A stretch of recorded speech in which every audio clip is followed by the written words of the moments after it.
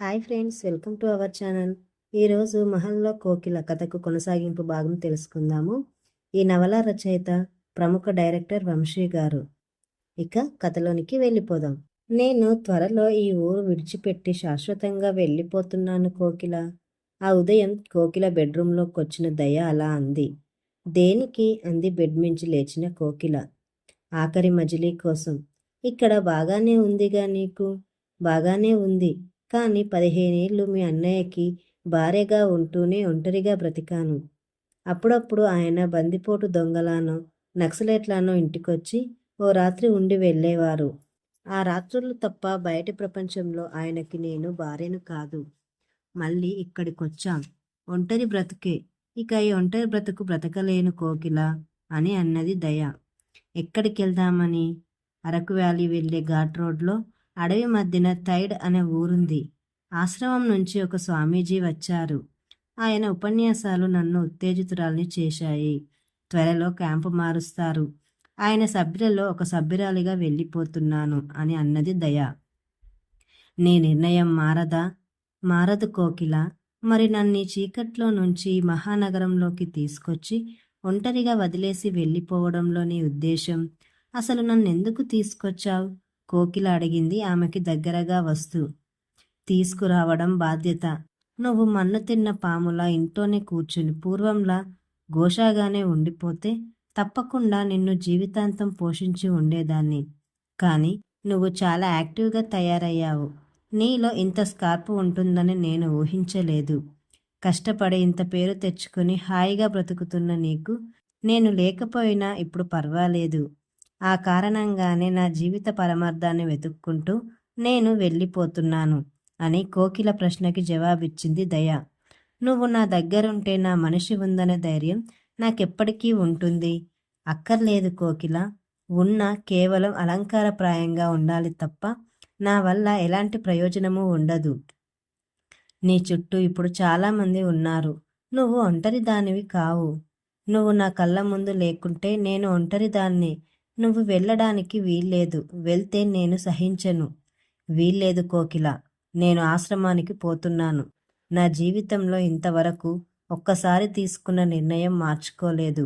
ఇది అంతే అని అన్నది దయ. నో, నువ్వు వెళ్ళడానికి వీల్లేదు. నిన్ను వెళ్ళనివ్వను. ఇది నా శాసనం. ఆ భవనమంతా మార్మోగేలా అరిచింది. మేడం అని అరవడంతో తల తిప్పింది కోకిల. గుమ్మం దగ్గర నిలబడి ఉన్నాడు దేవదాస్. ఏమిటి, ఎందుకొచ్చారీ గదిలోకి? పొత్తి కడుపులో శూలం దిగిన ఆడపులిలా అరుస్తూ అడిగింది కోకిల.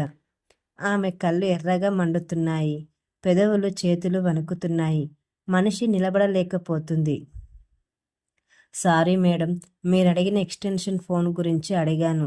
వాళ్ళేమో ఆ విషయం పని మనిషి ద్వారానో రమణ ద్వారానో కబురింపచ్చుగా.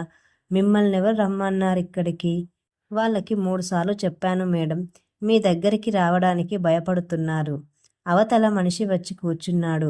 దయ ఆ గదిలోంచి బయటికెళ్ళిపోయింది. క్షణక్షణానికి రెచ్చిపోతుంది కోకిల.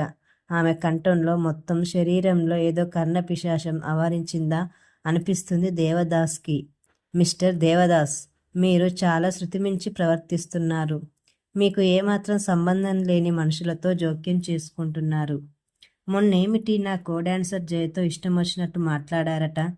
అసలు నన్నెవరనుకుంటున్నారు? ఇలా పిచ్చి పిచ్చిగా అధిక ప్రసంగాలు చేసేవాళ్ళంటే నాకు అసహ్యం. కామ్గా మీ పనేదో మీరు చేసుకోండి, లేదా వెంటనే బయలుదేరండి.